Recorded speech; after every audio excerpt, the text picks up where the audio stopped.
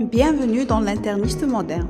Aujourd'hui, on plonge dans un sujet qui concerne littéralement chaque médecin qui voit un patient en consultation, les dyslipidémies. Et ce qui rend cet épisode particulièrement intéressant, c'est qu'il y a eu un changement majeur cette année. La Société européenne de cardiologie, l'ESC, en collaboration avec l'EAS, a publié en août 2025 une mise à jour focalisée de ses guidelines sur la prise en charge des dyslipidémies.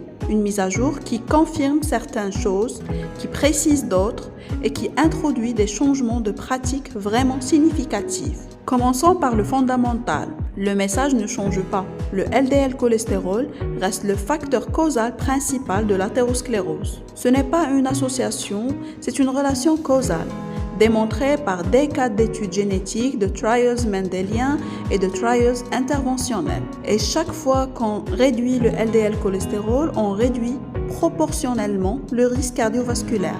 Le principe qu'on connaît depuis longtemps, the lower the better, plus bas, mieux c'est, reste au cœur de ces guidelines.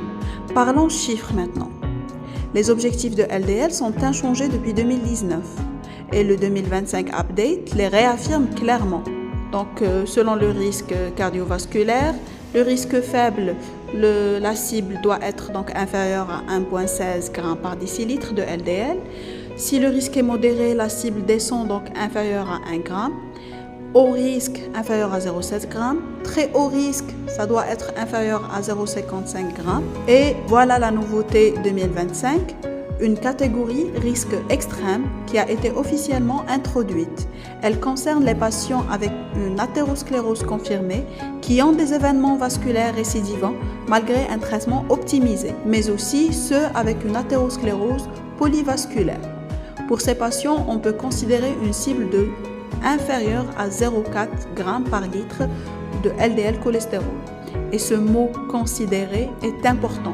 C'est une recommandation classe 2B, pas un objectif absolu comme les autres. Pour stratifier ces patients, l'évaluation du risque cardiovasculaire repose désormais officiellement, et c'est une recommandation classe 1, sur deux algorithmes, le score 2 pour les patients de 40 à 69 ans et le score 2 OP, Older Person, pour ceux supérieurs à 70 ans. C'est un pas en avant, très important, parce que ces nouveaux scores intègrent à la fois les événements fataux et non fataux, et ils corrigent une sous-estimation du risque qui touchait particulièrement les femmes et les patients les plus jeunes. En plus, on peut désormais affiner cette évaluation avec les modificateurs de risque. Par exemple, les antécédents familiaux de maladies vasculaires prématurées, l'ethnicité à haut risque comme une origine de sud-asiatique, des symptômes de stress ou des facteurs de stress psychosociaux, précarité sociale,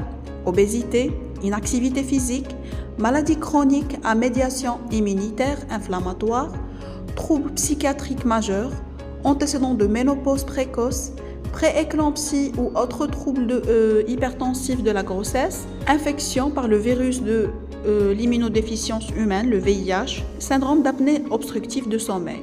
C'est très important. Ces modificateurs de risque peuvent vous permettre de reclassifier un patient vers une catégorie plus élevée. Et pour les biomarqueurs, l'élévation de la CRP ultrasensible supérieure à 2 mg par litre et l'élévation également de l'hypoprotéine A. On en parlera dans un instant. Et maintenant, le point qui change vraiment la pratique en 2025, en cas de syndrome coronarien aigu, infarctus, angine instable, les guidelines ne recommandent plus l'approche séquentielle classique. Statine, on attend, on ajuste. Non, le message est désormais clair. Initiez immédiatement une thérapie intensive combinée. Statine haute dose plus ézetimibe. Dès l'hospitalisation. The sooner, the lower, the better. Plus tôt, plus bas, mieux c'est. Les données sont sans ambiguïté, chaque jour compte, chaque semaine compte pour réduire le risque de récurrence. Sur le plan des traitements, les statines à la dose maximale tolérée restent les traitements de la première intention. Ça n'a pas changé. Leur efficacité sur la réduction de LDL cholestérol et du risque cardiovasculaire est solidement démontrée. Si les cibles ne sont pas atteintes, l'ézetimibe est recommandé en association apportant une réduction supplémentaire d'environ 20% du LDL. Un changement notable en 2025 concerne l'acide bempédoïque, désormais promu au rang de recommandation de classe 1. C'est une option clé, en particulier chez les patients intolérants aux statines, car son mécanisme d'action hépatique concerne le métabolisme musculaire, expliquant sa bonne tolérance. Les inhibiteurs de PCSK9, l'alirocumab et l'évolucumab conservent une place centrale chez les patients à très haut ou extrême risque cardiovasculaire lorsque les objectifs ne sont pas atteints malgré une optimisation complète du traitement oral, avec des réductions de LDL cholestérol pouvant dépasser 60%. Concernant les acides gras oméga 3, les guidelines sont très clairs et plus restrictifs qu'auparavant. Les compléments alimentaires d'oméga 3 à faible dose ne sont pas recommandés pour la prévention cardiovasculaire et c'est une recommandation de classe 3. En revanche, l'icosapent éthyle, EPA, pur, 4 g par jour, peut être considéré chez les patients sélectionnés à haut ou très haut risque cardiovasculaire, déjà traités par statine, avec des triglycérides élevés persistants, environ 1,35 à 4,99 g par décilitre, sur la base des données de l'étude REDUCE-IT, et c'est une recommandation classe 2B.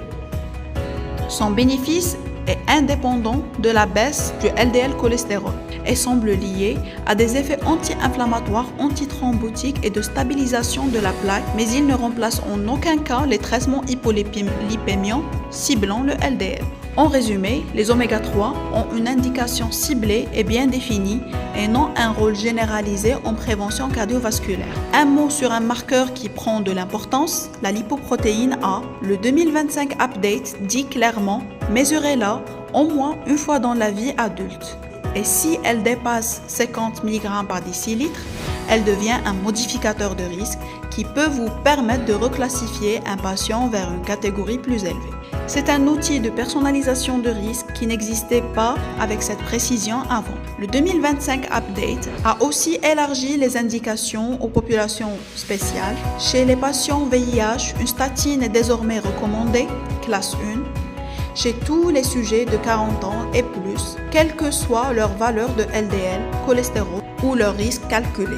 C'est basé sur l'essai REPLIF qui a montré une réduction de 35% du risque majeur d'événements cardiovasculaires.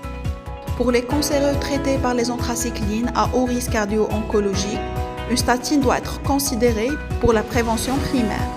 Et une dernière chose qui a fait beaucoup de bruit, les guidelines sont très clairs. Les compléments alimentaires et vitamines ne sont pas recommandés pour la prévention de la maladie athérosclérotique. C'est une recommandation de classe 3. Ne faites pas ça. Pour résumer, le 2025 Focused Update ne réinvente pas la roue, mais il affine et précise.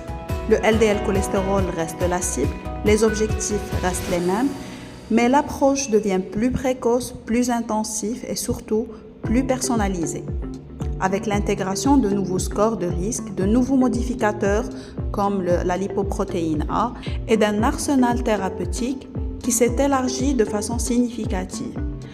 La prévention cardiovasculaire moderne, c'est ça. Stratégie précoce, intensive et adaptée à chaque patient. C'était l'interniste moderne. À très bientôt.